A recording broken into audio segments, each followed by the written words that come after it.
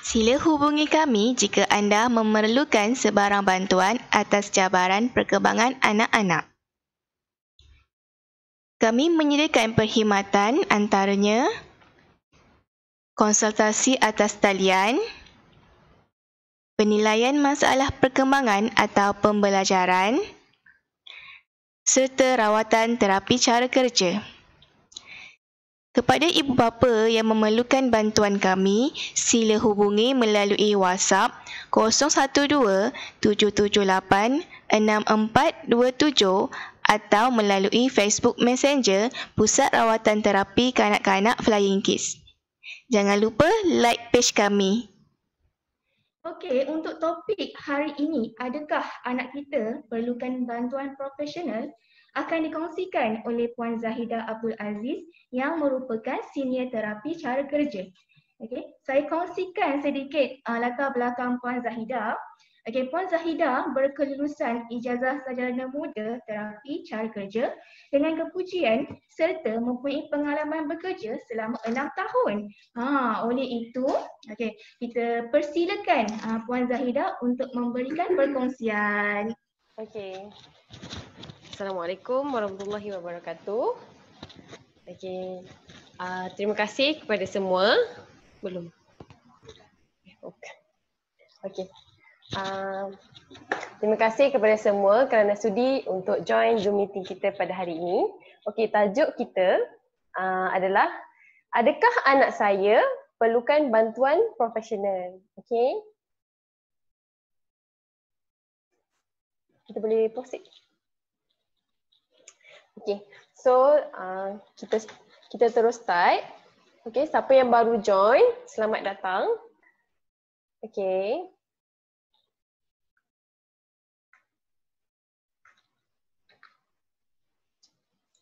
Okay, so kat sini saya ada tulis beberapa statement.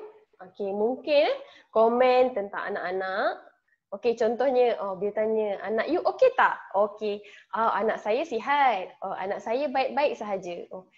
Cucu you macam mana? Cucu I okey, cucu I normal je. Mungkin, cucu I lambat sedikit. Ataupun anak saudara I tak sama dengan seorang lagi. Ataupun guru pula, anak murid saya ni agak mencabar. Okey, ini adalah beberapa komen, statement yang sometimes parents, ibu bapa, penjaga confused. Betul ke anak saya macam ni ataupun disebabkan statement-statement ni parents start ada keraguan. Okay, so kita go through.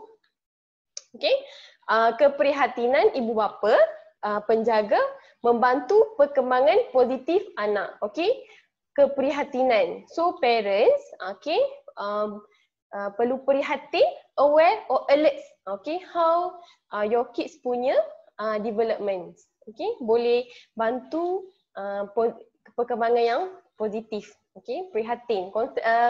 Ketegasan dekat sini adalah prihatin, alert about your child. Okay, so kenapa tajuk ni penting, kenapa kita pilih tajuk ni? Okay, sebab dalam sistem kesihatan kita ada kekangan lah, okey, kekangan yang mana untuk penyakit yang gejala dan tandanya yang jelas, okey, kita akan treat, okey, kita akan treat dengan segera, okey. Contohnya masalah neurologi, okey, masalah kardiak, masalah pendengaran, seperti masalah hearing lah, masalah vision, okey.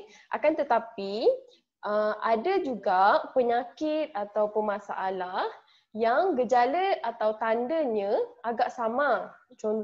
Contohnya masalah kelewatan perkembangan. Okey, ini hanyalah contoh yang ada. Okey.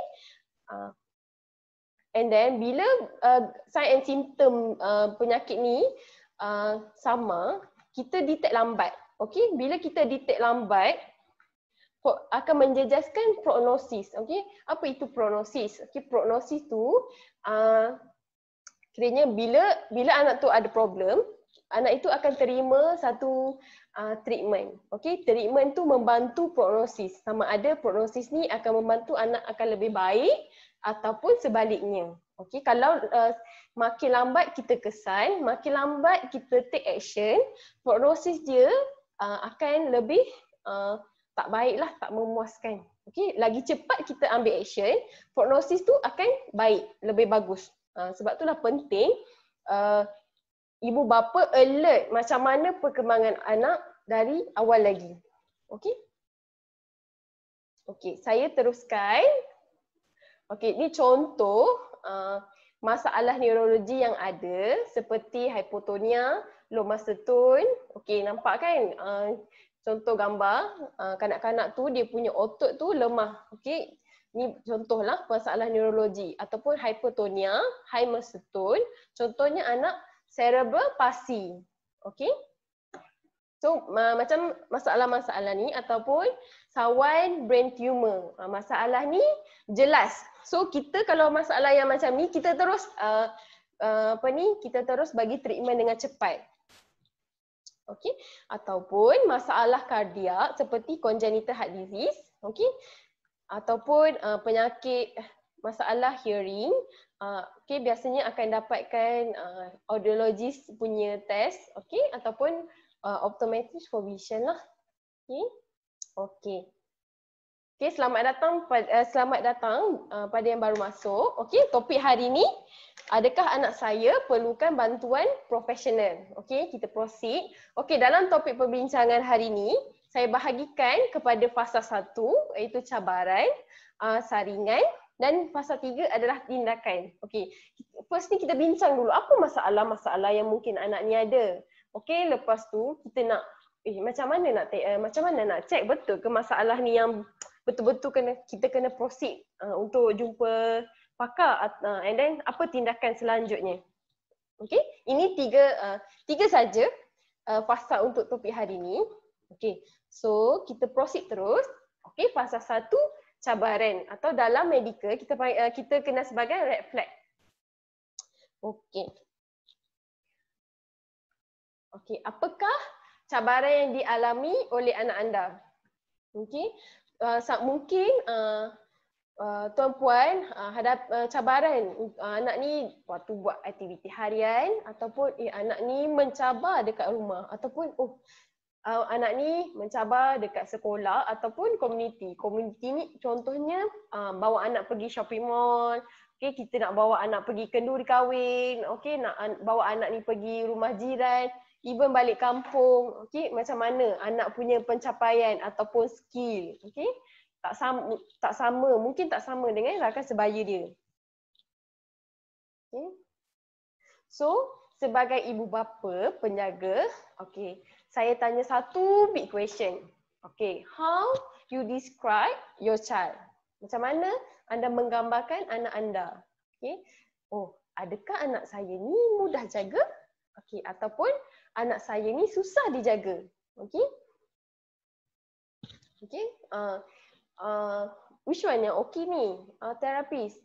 Okey, actually kita tak cakap anak yang mudah dijaga ni normal. Okey, anak awak susah jaga anak awak tak normal ni. Okey, tak semestinya. Okey.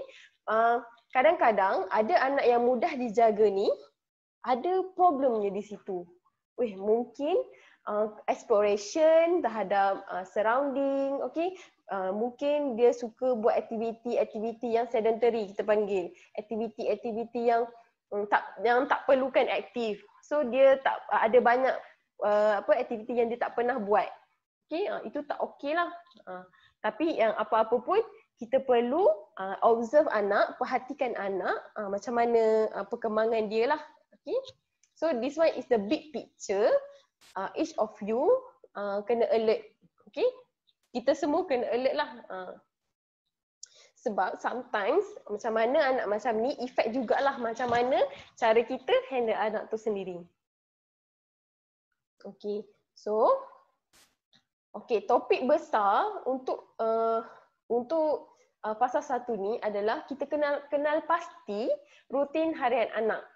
Okay? Adakah ianya seimbang? Rutin harian tu apa biasanya satu hari?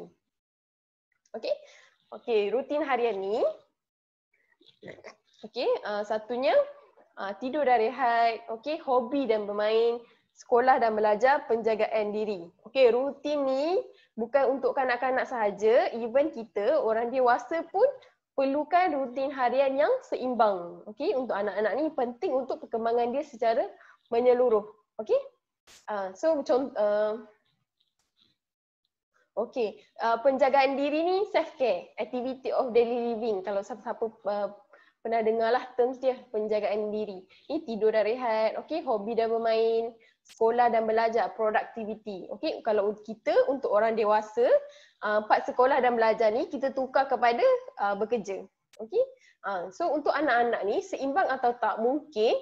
Since ibu ayah ada peluang untuk anak berada dekat dengan kita dalam satu tempoh masa yang panjang sepanjang MCO hari tu. So ibu ayah boleh flashback balik. Macam mana rutin anak ni? Mungkin anak ni banyaknya dia bermain sahaja.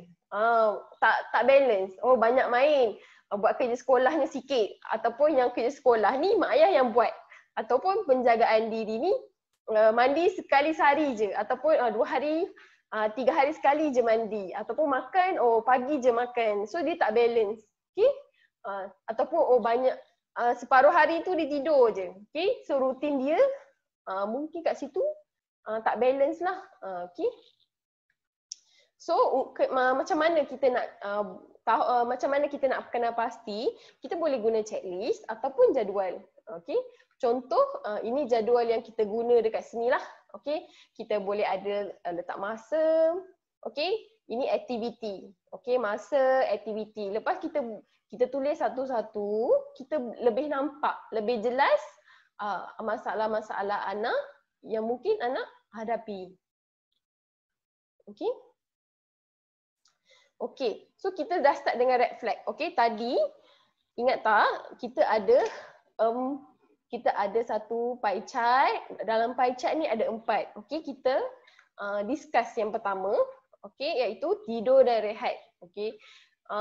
Dalam tidur dan rehat ni mungkin sesetengah anak dia ada red flag dia. Contohnya pattern tidur yang tidak memuaskan. Ada anak yang siang tidur, malam berjaga. Siang tidur, malamnya berjaga. Mak ayah mula komplain yang mata dah pandar, jadi mata pandar.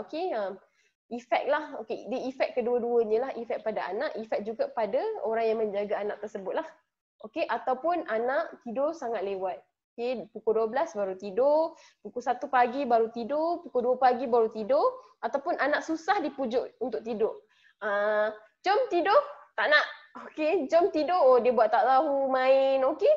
So, anak susah sangat dipujuk untuk tidur, dia tak ready. Around SNOT. Ni saya share sikit lah. Ini macam mana jumlah purata seharian keperluan untuk kita tidur. Sebagai OT, walaupun ini adalah rutin harian yang diperlukan, kita akan check lah, anak ada masalah tidur ni, mungkin ada isu dekat dia punya arousal level. Dia punya sensory mungkin ada isu. Sebenarnya bila ada red flag ni, ada underlying issue di belakangnya. Ada penyebab di belakangnya. Tapi ini at least pattern ni jelas mak ayah boleh nampak. So bila mak ayah boleh nampak pattern ni red flag, this one tak mak ayah boleh start jot down. Jotted down. Nanti bila berpeluang untuk jumpa terapis masing-masing ataupun pakar, boleh sampaikan.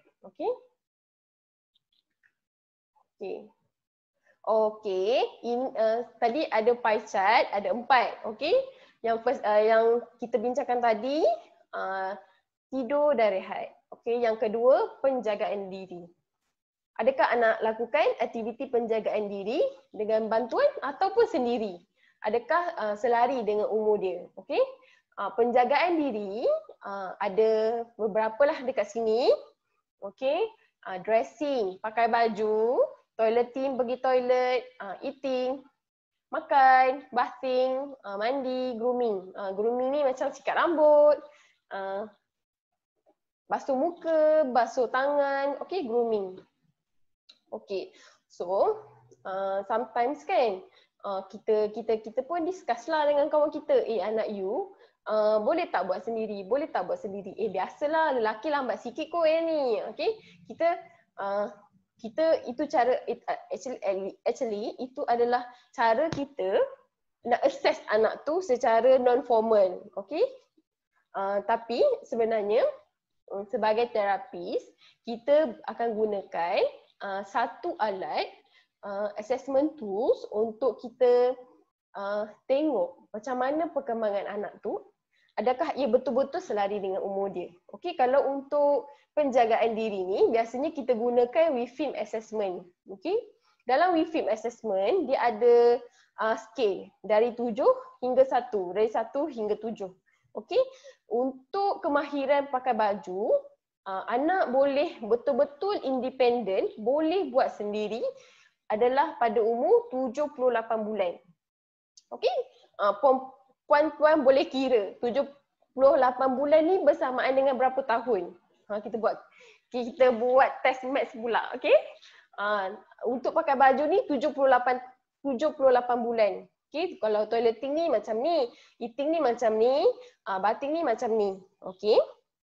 Next, okey. So ini adalah the WIFIM tu. Ini first page dengan the second last page, okey.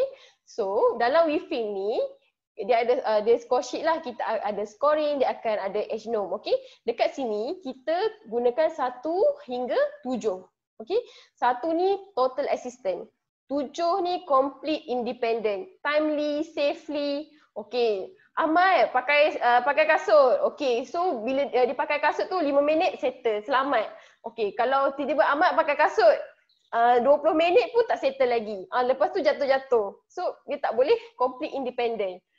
Mungkin mak kena tunggu kat depan tu. Amat kaki kanan. Amat sikit lagi. Okey, mungkin mak gunakan supervision dari jauh, supervise dan bagi arahan verbal. So scale dia mungkin kita cakap 5 ataupun ayah dah tolong letak kasut tu dekat kaki dia. Kita ada assistant. And then mungkin kiranya minimal assistant ni kita tengoklah subject means contoh anak buat 75%, selebihnya bantuan. Okey, moderate assistant subjek ni 50%, selebihnya orang tolong. Contohnya pakai baju. Minimal assistant ni kita dah letak seluar tu dekat atas kaki dia. Okey, kita tolong masuk sebelah. Masuk satu lagi and then dia just tarik sahaja. Okay, at least 75% tu dia yang buat. So actually dia punya skill untuk itu adalah minimal assistant. Okay, bukanlah dia totally tak pandai. Okay, so dia ada level-levelnya. Okay, biasanya kita akan guna inilah. Okay, so saya share sikit. Okay, macam mana kita nak guna ni. Okay, so untuk dressing, saya ambil scale 5. Okay, untuk dressing, scale 5 supervision adalah anak pada usia 45 bulan. Di mana waktu 45 bulan ni 3.5 tahun lah, 3 tahun setengah, anak dah boleh pakai baju sendiri dengan supervision. Okay, kiranya contohlah anak ni dah pakai baju, dah boleh pakai baju, mak ayah cuma tengok kat tepi, supervise saja. Okay, so kat situ kemahiran anak sepatutnya. Okay, so kenapa? Okeylah. Macam tu anak. So anak saya ni problem ke tidak? Okay, kalau belum capai tu, mungkin anak ada isu lah. Okay, sepatutnya 3.5 tahun ni dia dah boleh pakai sendiri. Okay, sebagai terapis kita akan tengok. Okey, dan kita akan buat activity analysis, okey, pakai baju ataupun pakai seluar. Okey, pakai seluar. Pakai seluar bukan sahaja kemahiran pakai seluar, tetapi memerlukan kemahiran balancing. Okey, betul nak balance pergi sini, okey, balancing ataupun kemahiran dia menyelesaikan masalah. Contohnya seluar tu ada 2 lubang kan. Okey, dia dua-dua kaki masuk satu lubang. Okey, macam mana dia nak selesaikan masalah tu? Mungkin anak ada underlying issue ni. Okey, biasanya part underlying isu ni ibu bapa susah sikit nak faham.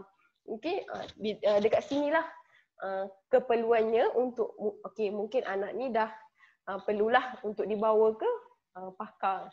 Nanti pakar boleh buat assessment secara lebih menyeluruh dan details dan bagilah cadangan-cadangan apa nak buat untuk bantu anak ni. Okey? Okey. So ini chartnya lah. Kalau berak kencing pula macam mana? Okey. Dalam WIFIM ni pun ada. Okey, WIFIM ni untuk toileting dia ada 3. Dia specialized pula toileting, bladder and bowels. Bladder ni tahan kencing, kencing lah. Okey, bowels berak. Okey, toileting. Untuk toileting skill 5 adalah pada umur dia 39 bulan. Okey, pada anak ni 3 tahun 2 bulan. So bila usia kita nak start ajar anak off pampers? So sebelum tu lagi. Okey, sebab 5 supervision ni anak memang dah boleh kencing sendiri dekat toilet. Okey? So sometimes parents akan ada komplain lah. So ada sekarang sampai anak 6 tahun tapi masih belum boleh ketandas sendiri. Ataupun selalu je accident terkencing. Okey, kat dalam seluar. Okey. Penting sebab bila anak dah cecah usia 5, 6, 7 tahun nak masuk sekolah, sometimes sekolah reject anak semata-mata sebab anak tak bagus dalam penjagaan diri ni. Okey. So bladder untuk ketahanan dia tahan kencing tu adalah pada umur 3 tahun. Okey. 3 tahun ya. So jadinya sebelum tu lagi kita dah boleh slow start ajar dia untuk toilet training. Okey, bowels. Okey, untuk bowels pula ni berak. Okey, 6. Okey, level dia untuk 3 tahun bowels, okey, level 6 means modified independence. Dia dah boleh independence dah. Okey. So means sebenarnya berak lagi senang untuk anak tahan daripada kencing. Okay, sometimes biasanya mak-mak ni, mak ayah akan ada problem, akan ada isu. Oh, anak saya ni dah kencing, okey dah dekat toilet. Tapi berak susah sangat saya nak train. Okay, so kita akan bincang lah. So macam mana kalau berak tu macam mana puan? Oh, kalau berak ni dia akan ambil pampers bagi saya, nanti saya bagilah dia pakai untuk berak. Okey, nampak tak kat situ? Tu okey, nanti kita akan buat aktiviti analisis, kita akan analyse, kita akan bagilah bincang dengan ibu bapa dan kita tengoklah, kita observe anak macam mana. Okey, mungkin anak ada isu dalam untuk buang air besar. Mungkin sebab sensori ke? Sensory issue. Dia tak suka toilet bowl tu mungkin kotor ke. Kalau kencing ni mungkin dia boleh tahan lah sebab sekejap je. Ataupun the demand of the task. Kalau berak ni dia kena duduk toilet lama-lama. Dia tak suka suasana toilet tu yang lama-lama panas. Okay? Anak dia ada sendiri perception of ruang. Macam mana visual perception dia. Okay? Ataupun anak tak suka bila dengar bunyi flush tu. Okey, dia ada underlying issue kenapa toileting ni problem. Okey? Kita tak tengok sahajalah anak masih belum boleh berdikari dalam toileting sebab dia tak pandai. Okey, tak pandai sebab apa? Dia ada underlying issue. Okey, kalau ibu ayah anak-anak ada masalah ni, boleh panjangkan masalah ni kepada pakar lah. Dan mereka boleh bantu. Okey, lagi cepat kita detect masalah anak, lagi cepat lagi baiklah prognosis anak. Okey. So untuk eating. Okey, eating ni pun salah satu dalam penjagaan dirilah. Okey, mungkin anak ni masih belum capai tahap independence. Okey, mungkin anak ada masalah-masalah lain. Okey, contohnya anak picky eater, memilih makanan. Dah 2 tahun dah. Ataupun anak saya ni dah 4 tahun, dia tak pernah makan, dia tak suka makan nasi. Dia makan roti je. So diet dia adalah roti. Okey, roti. Pagi, petang, siang, malam roti. Ataupun kalau tak roti makan apa? Kita cek satu-satu. Okey, untuk eating dia punya 5 ni, level 5 adalah pada umur 3 tahun. Okey, 3 tahun tu dia memang dah boleh makan sendiri. Okey, mungkin sebelum 3 tahun tu dia boleh makan sendiri, cuma mungkin sepas-sepas sikit-sikit. Okey. Ataupun anak tak pandai kunyah. Makan nasi telan. Okey? Ataupun anak tidak pandai menyedut air menggunakan straw. Itu pun satu yang merisaukan. Okey? Dan bila contohlah, walaupun ini adalah masalah pemakanan, masalah skill makan anak, ia juga ada kaitannya dengan dia punya speech mungkin, okey, oral motor skill dia. Otot di mulut dia. Sebab bila kita bercakap, kita perlu menggunakan otot di mulut. Sebab tu, walaupun makan, tapi kita kena concern, kena ambil tahu. Okey, jangan biar je. Alah, tak apalah nanti makanlah dia tu. Okey, tak boleh macam tu, kita kena ambil tahu. Okey, anak tak suka minum air masak contohnya. Okey, dia suka minum air manis. Mungkin anak ada masalah sensori, tapi tak semuanya macam tu. Sensori tu apa? Deria rasa, lidah. Dia lebih mudah nak terima, mungkin air yang lebih manis ke? Okey. Air yang tak manis ni tak boleh terima. Bukan sebab sedap, tapi kalau sensori tu dia ada masalah yang lebih serius lah. Okey, ataupun makan ni, anak tak susah nak capai tahap independen, mungkin ada masalah-masalah lain. Nampak tak tu gambar? Tak nak makan, tolak pinggan tu. Okey, tak nak makan. Okey, ataupun waktu baby, mungkin anak ada masalah tangtai. Lidah tu dia ada satu kat situ. Panggil dia tangtai. So, mungkin anak ada masalah untuk minum susu waktu dia baby. Okey, bila and then mak ayah akan describe anak ni waktu dia baby, anak yang susah nak jaga. Pagi, petang, siang, malam nangis je. Saya dah bagi susu nangis. Okey. So mak ayah rasa risau, sangat risau. Lepas tu bila kita check anak sebulan, umur sebulan berat anak tak naik. Okey. Sebabnya walaupun anak ada saking, tapi dia tak minum susu dengan baik. Okey. Kena ambil tahulah. Kena ambil tahu.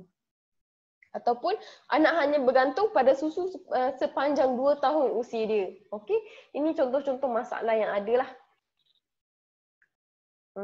So, sampai setakat ini, ibu ayah rasa anak-anak ni perlu tak bantuan profesional. So, ini untuk mak ayah cuba jawab lah. Okey. So far okey tak? Okey. Okey.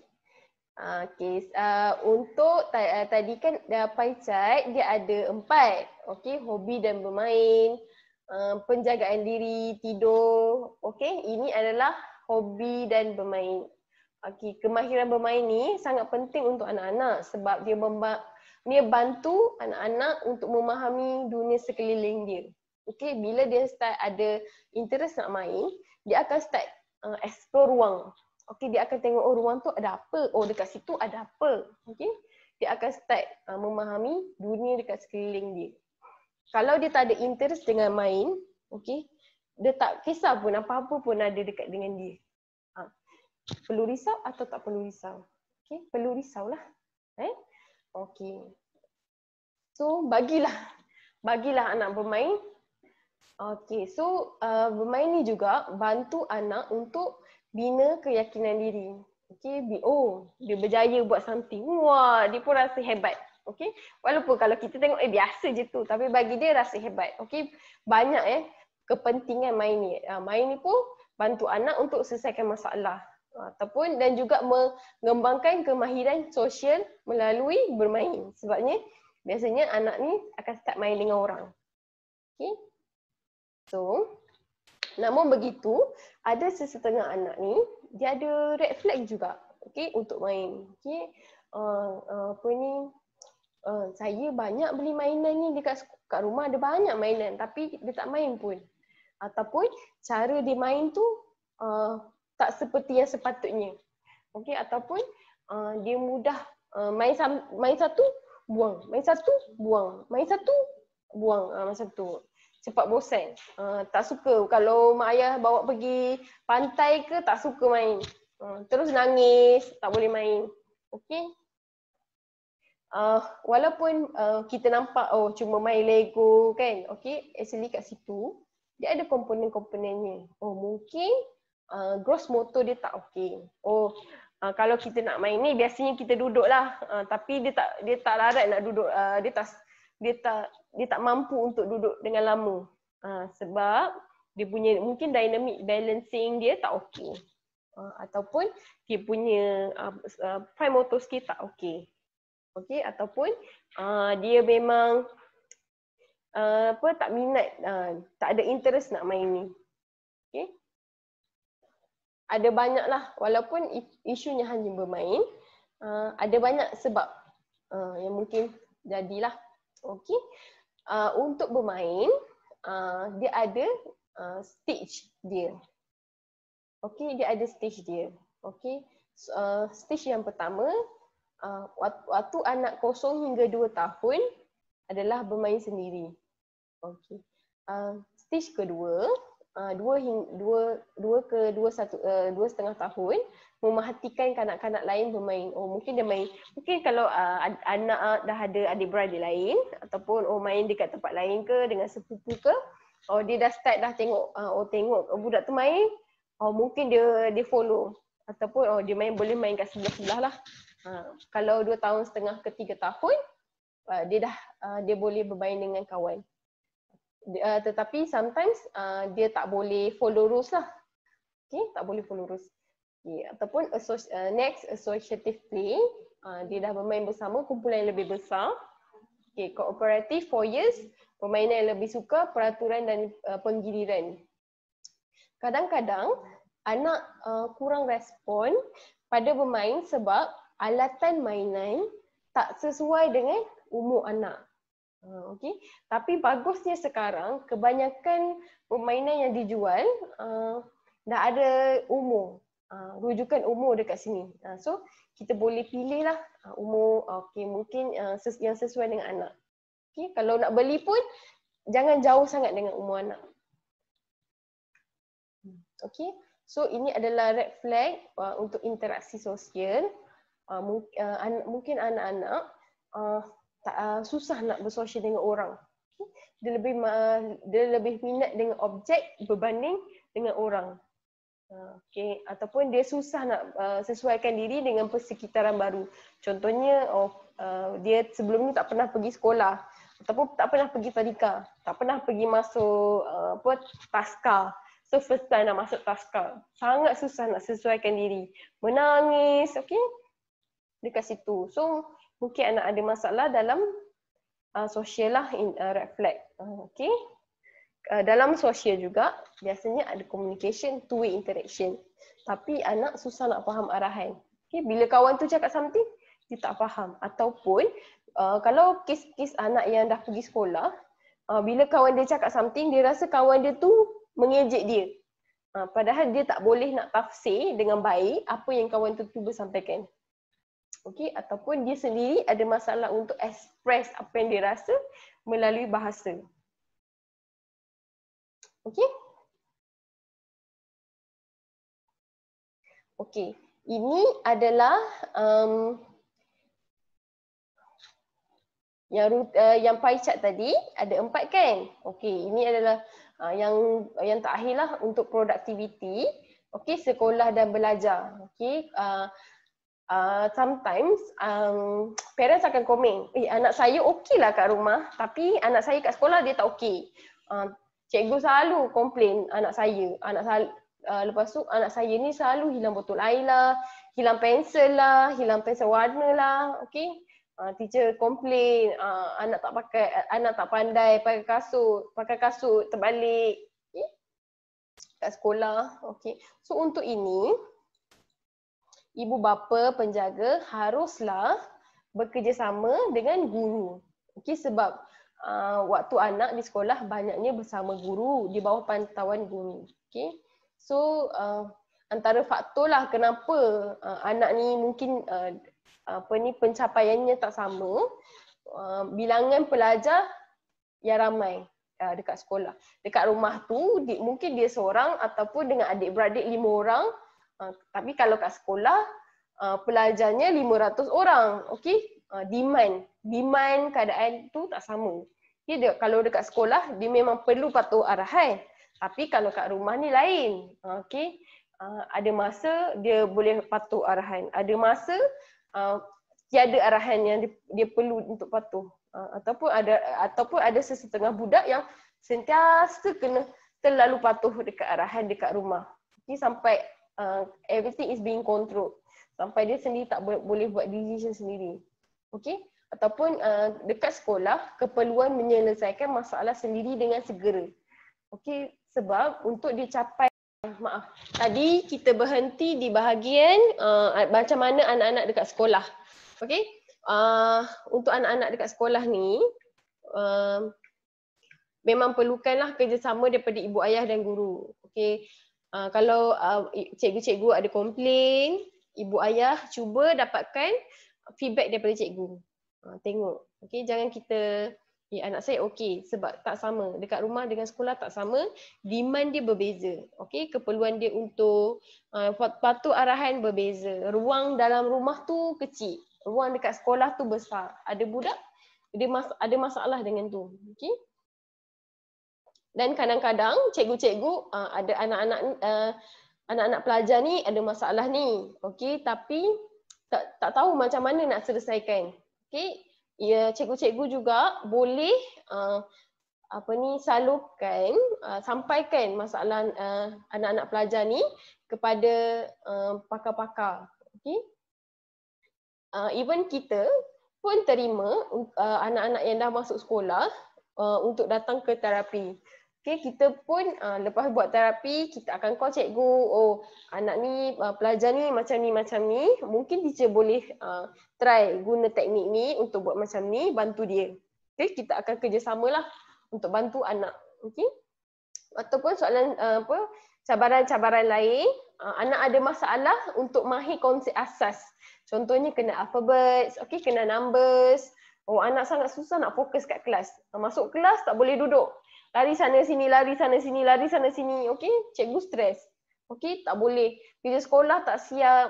Okey, teacher ajar something new, tak boleh grab. Okey, cepat penat contohnya. Ataupun bila anak dah usia 7 tahun, dia tulis huruf tu terbalik. Itu antara masalahnya lah. Okey, mungkin dia perlukan jalan yang jauh sikit nak capai konsep tu. Ada budak yang straight to the point, okey dia faham. Okey, mungkin dia kena belok-belok sikit baru dia dapat. Ataupun dia seorang yang jenis belajar secara kinestetik contohnya. Ada orang dia dengar, dia terus faham. Ada orang dia kena tulis dulu. Okey, dia kena tengok, okey, baru dia faham. Ada orang dia kena gerak-gerak baru dia faham. Okey, itu pun mempengaruhi macam mana anak-anak capai perkembangan dia. Okey. Okey, so topik kita hari ini, adakah anak saya perlukan bantuan profesional? So sampai tahap ni ibu ayah boleh cubalah, okey, anak saya ni perlu tak bantuan daripada profesional. Okey, so kita masuk untuk fasa kedua, iaitu fasa saringan. Okey, dalam fasa saringan ni kita yang utamanya kita boleh buat pemerhatian dari ibu ayah lah, ibu bapa, penjaga, guru. Okey, kita observe macam mana anak punya development. Kita observe macam mana dia punya skill. Tengok dia, tengok. Okay. And then juga perlukan, kalau perlu, bawa anak jumpa pakar untuk clinical reasoning. Okay. Ataupun kita boleh buat screening. Okay. Screening ni kita boleh buat melalui buku rekod kesihatan anak. Okay. Buku rekod kesihatan anak. ataupun MCHAT, Denver Assessment, Age and Stage Assessment. Okey, sekejap lagi kita akan go through sikitlah. Okey, ini sampai part screening, ibu ayah boleh buat sendiri. Okey? Dan juga seandainya ada keperluan, anak-anak boleh dibawa kepada pakar untuk dibuat penilaian standard yang lengkap. Okey, ada banyak assessment yang ada untuk kita cek anak. Okey?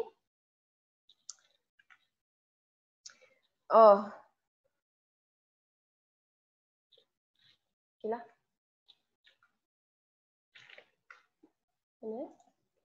Okey, so ini familiar tak? Okey, ini adalah screening yang pertama, buku rekod kesihatan anak. Okey, yang dibekalkan kalau kita KKM lah, Kementerian Kesihatan Malaysia. Okey, buku biru ataupun buku pink. Kalau buku biru ni lelaki lah, kalau buku pink ni perempuan. Okey, anak kanak-kanak perempuan. Okey, biasanya setiap bulan anak-anak perlu pergi klinik untuk ambil tinggi dan berat anak. Okey, untuk kita tahu perkembangan pertumbuhan tinggi berat dia ikut tak? Ikut carta tak? Okey. Okey. Okey. Dalam buku perkembangan anak, buku rekod ni, okey, buku rekod ni saya ada warna biru. Okey. Sebenarnya ada sangat dah ada carta perkembangan ni berserta dengan gambar. Okey, ibu ayah boleh buka dan cek. Okey, umur setahun 5 bulan hingga 5 bulan, setahun 5 bulan.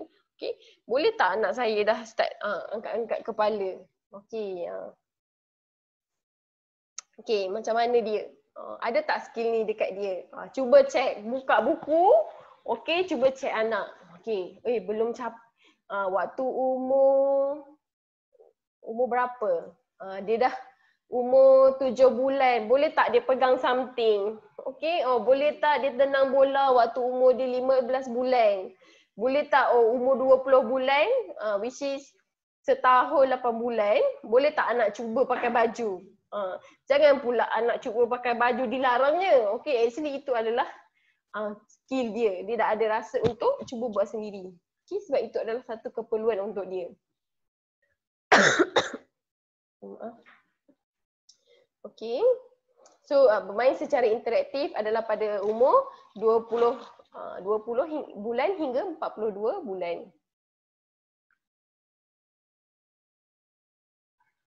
Okey. So dalam buku ni juga ada MCHAT. Okey, MCHAT ni adalah Modified Checklist for Autism. Okey, MCHAT ni tujuan dia untuk mengenal pasti tanda-tanda awal penyakit autism. Okey, pun ada dalam buku. Okey. Okey, ada dalam buku ni dan dia ada 23 soalan. Okey, soalan dia kategorikan soalan kritikal. Ada soalan kritikal iaitu soalan nombor 2, 7, 9, 13, 14 dan 15. Okey, dan dia ada skor jawapan. Okey, skor jawapan tak di share lah dengan parents. Okey, untuk MCHAT ni dia akan buat 2 kali masa anak umur 18 bulan dengan 3 tahun. Okey. Contoh yang saya buat warna merah ni adalah dia punya kritikal, soalan-soalan kritikal. Contoh dia, adakah anak anda menunjukkan minat terhadap kanak-kanak lain? Dia main dengan orang tak? Okey, does your child interact with others? Okey, adakah anak anda membawa objek, benda dan menunjukkannya kepada anda? Okey, ini adalah part sosial. Okey. So, macam mana kita nak interpret MCHAT ni? Okey, sekiranya jawapan yang diberikan tidak sama dengan skema jawapan. Dia ada skema jawapan, okey, tapi skema jawapan ni tak ada. Okey. Maaf, ada kesilapan teknikal sikit. Okey. So, kita sambung. Tadi kita pergi dekat MCHAT, okey. So kalau MCAT tadi, dalam MCAT ni untuk test anak-anak sekiranya anak-anak ada masalah autism, dua atau lebih soalan tu, soalan kritikal tu dia punya jawapan tak sama dengan skema jawapan ataupun mana-mana soalan. Okey, itu waktu anak 18 bulan. Sekiranya nanti nurse akan check kalau anak memang ada isu, dia akan pass kepada doktor dan doktor mungkin akan cadangkan untuk jumpa dengan doktor pakar ataupun teruskan rangsangan di rumah. Dan kita akan cek sekali lagi waktu anak umur 3 tahun. Okey?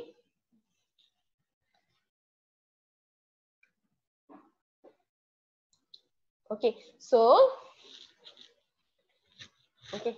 kita teruskan dengan screening ketiga iaitu Denver 2, Denver Developmental Screening Test DDST. Okey, Denver ni tujuan dia untuk buat penilaian perkembangan anak. Okey. Okey, kat sini dalam Denver ni dia ada umur. Dia ada umur anak dan juga dia ada 4 aspek perkembangan iaitu personal social, fine motor, language dan fine motor. Okey.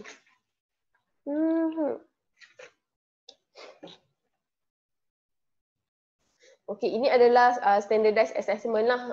Dia dah melalui satu proses kumpulan data daripada researcher dan dia dah ada dia dah ada test dari test lah. Jadinya dia punya skills ni dipercayai lah. Okay. So dalam Denver ada 4 perilaku sosial, personal social, motorik halus, motorik kasar dan juga bahasa. Okay, kita go through sikit untuk bagi gambaran macam mana pakar lah buat assessment dekat anak. Okay.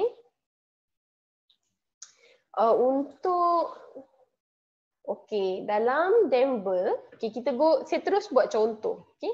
Dalam Denver, dalam personal social, dalam personal social, dia dah ada listkan apa skill anak yang patut ada.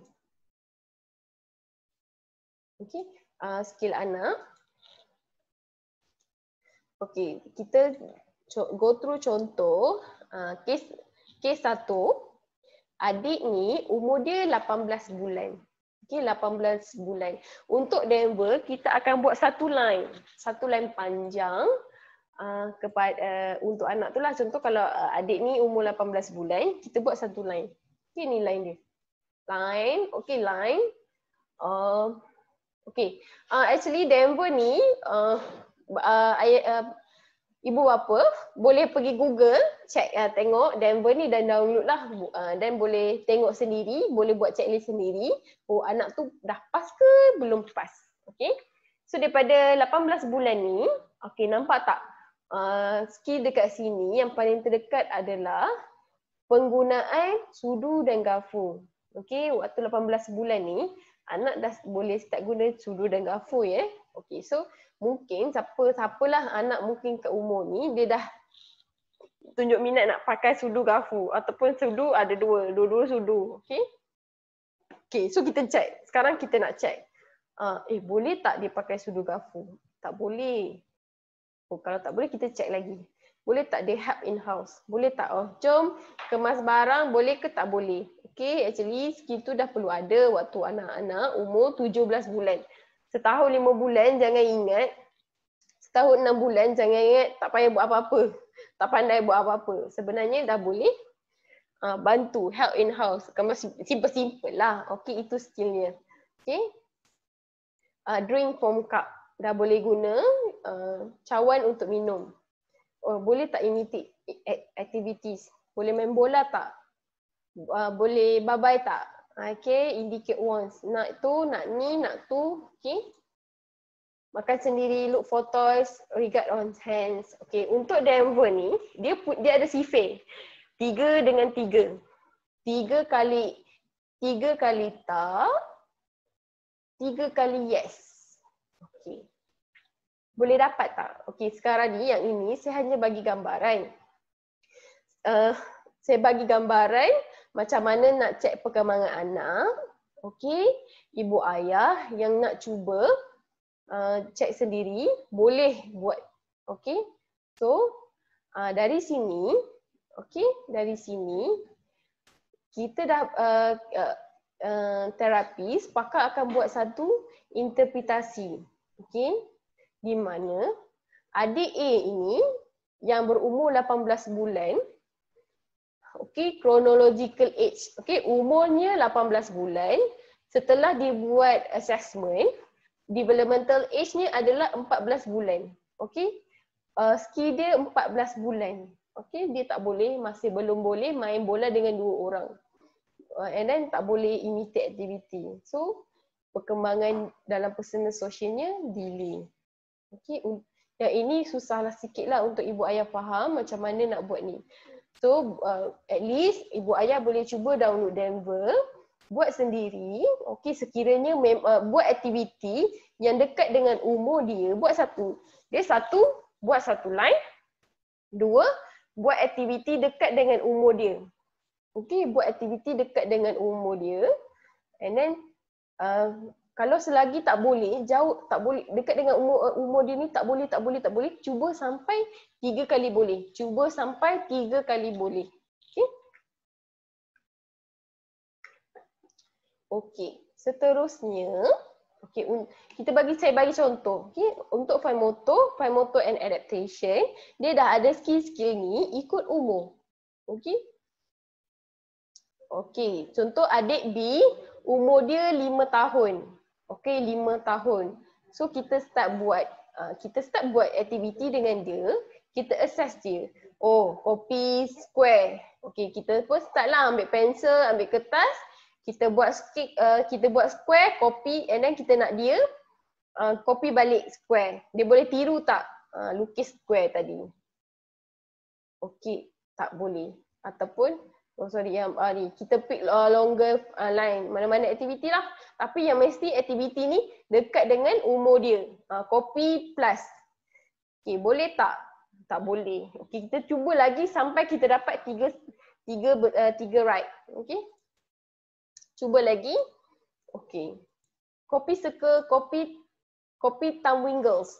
Thumb wiggles macam ni. Yes, good job. So penting sebenarnya. Itu adalah perkembangan untuk fine motor anak. So ini assessment ni, kita buat assessment sampai kita dapat 3 kali yes. So kalau nampak ada pencapaian anak ni jauh sikit dari umur dia, bolehlah bawa anak pergi jumpa pakar untuk buat assessment yang lebih details. Untuk anak ni kita assesskan dia adalah developmental age-nya adalah 4 tahun. Sedangkan sekarang ni adik ni umur dia 5 tahun. Delay lah. So untuk language, percakapan. Banyak ibu ayah risau tentang skill anak nak cakap. Sekarang ni kita tengok contoh macam mana nak assess anak cakap. Contoh adik C, umur dia adalah 4 tahun. So dekat 4 tahun ni, aktiviti yang dia boleh perlu, at least dia boleh point to picture. Kita tunjuk gambar ataupun kita ada buku. Mana cat? Mana car? Dia kena pointing a picture. Ataupun as simple as kita tunjuk handphone kita. Mana papa? Contoh dalam gambar tu ada mak ayah dia. Mana mama? At least dia boleh pointing correctly. So itu kalau dia kita write. Kalau dia tak kita pangkah. And then kita next. Kita try lagi aktiviti. So far try to count. Berapa banyak words dia? Dah ada 6 words. Ataupun words dia kurang. Kita cuba lagi. Sampai kita dapat 3 kali right. 3 kali right. So untuk anak ni, skill dia adalah sorry adik C tadi adalah 24 bulan. So developmental age dia adalah 12 bulan. Result dia adik ni delay lah. So untuk gross motor Okay, kita bagi contoh adik ni umur dia 24 bulan tambah setengah ni adalah 2 bulan setengah. Dan then kita start buat aktiviti. Kita buat aktiviti, ni boleh. So kalau boleh ni kita ke atas lah. Tadi tu tak boleh, jadi kita ke bawah.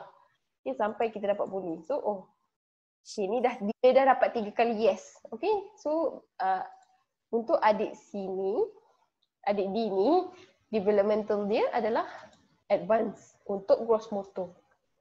Okay, so dalam untuk interpretasi dalam member, kita guna delay, conscious, advance or normal. Okay. So far okay tak? Okay. Okay, so screening yang keempat adalah age and stage of assessment. Okay. Mak ayah kalau nak cuba guna assessment ni, boleh Google and then dapatkan dia. Okay. Boleh digunakan untuk anak yang usianya 1 bulan hingga 60 bulan. Okay, dalam ni ada 5 aspek perkembangan: komunikasi, gross motor, fine motor, problem solving dan personal social. Okay. Dia kat dalam ni dia dah spesifik dah. Kalau umur dia berapa, assessmentnya yang itu. Okay. Daripada kos tadi, daripada 1 bulan hingga 60 bulan. So kalau anak itu okay, tengok dekat sini, okay, 45 bulan hingga 50 bulan, 30 hari, boleh gunakan 48 bulan questionnaire. Okay, assessment ni. Tengok dekat sini, the first page, okay, boleh guna yang ini. Okay, and then the second page, okay, dekat sini dia dah start dah communication. Macam mana soalan ni. So ibu ayah cuba baca soalan-soalan ni. Okay, cuba baca and then sama ada anak saya yes, dia macam ni, ataupun sometimes dia macam ni, ataupun not yet. Okay. Okay. Dan juga di hujung ni buat scoring. Okay. Dia 10-5-0.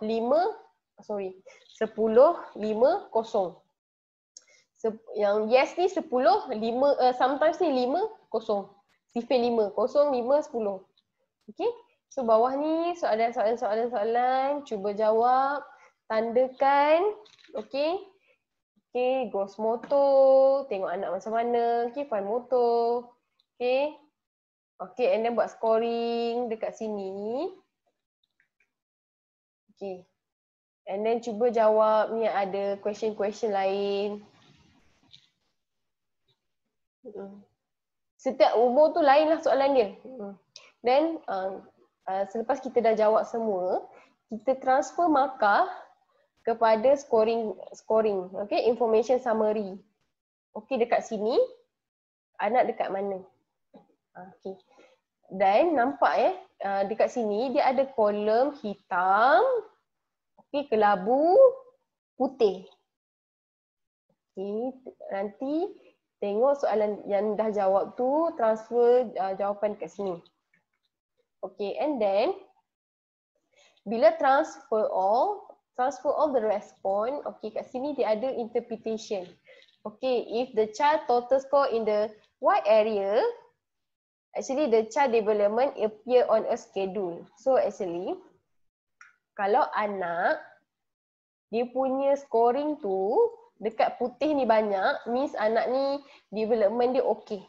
Okay. Atau kalau yang kelabu ni kurang okay. Yang hitam ni memang high risk lah. So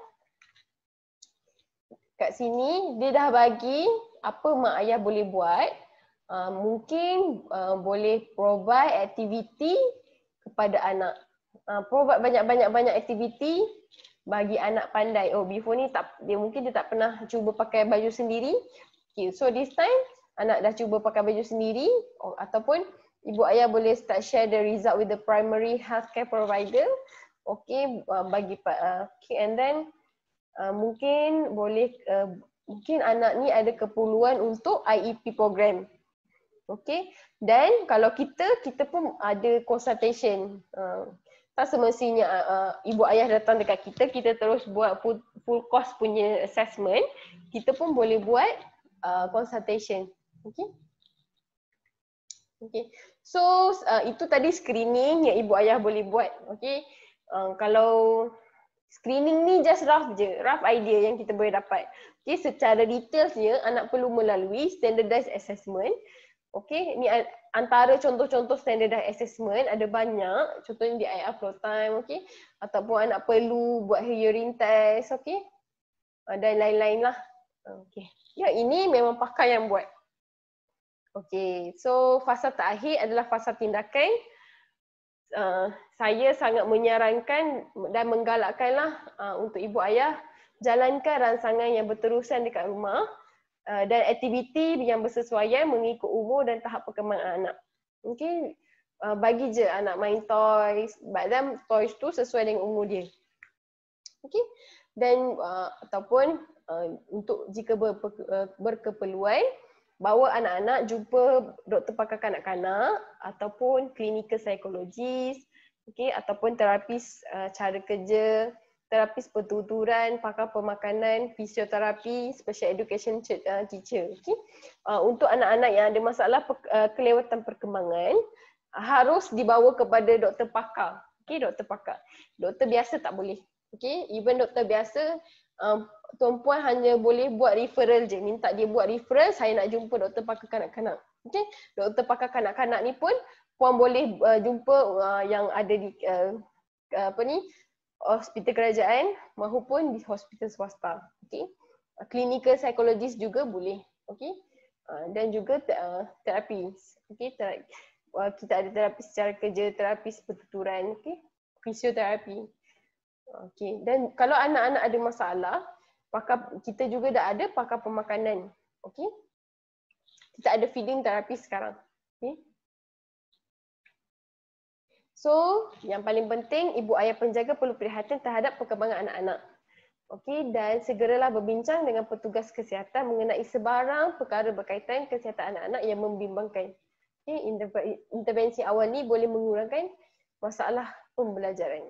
Okey, itu sahaja daripada saya. Alright, so kita dah sampai jam 9.44. Okay, so kita akan endkan kita punya online Zoom hari ini. Dan jangan lupa esok kita ada next topik iaitu penerokaan awal kanak-kanak mencerahkan masa depan mereka. Sila hubungi kami jika anda memerlukan sebarang bantuan atas cabaran perkembangan anak-anak. Kami menyediakan perkhidmatan antaranya konsultasi atas talian, penilaian masalah perkembangan atau pembelajaran, serta rawatan terapi cara kerja. Kepada ibu bapa yang memerlukan bantuan kami, sila hubungi melalui WhatsApp 012 778 6427 atau melalui Facebook Messenger Pusat Rawatan Terapi Kanak-Kanak Flying Kids. Jangan lupa like page kami.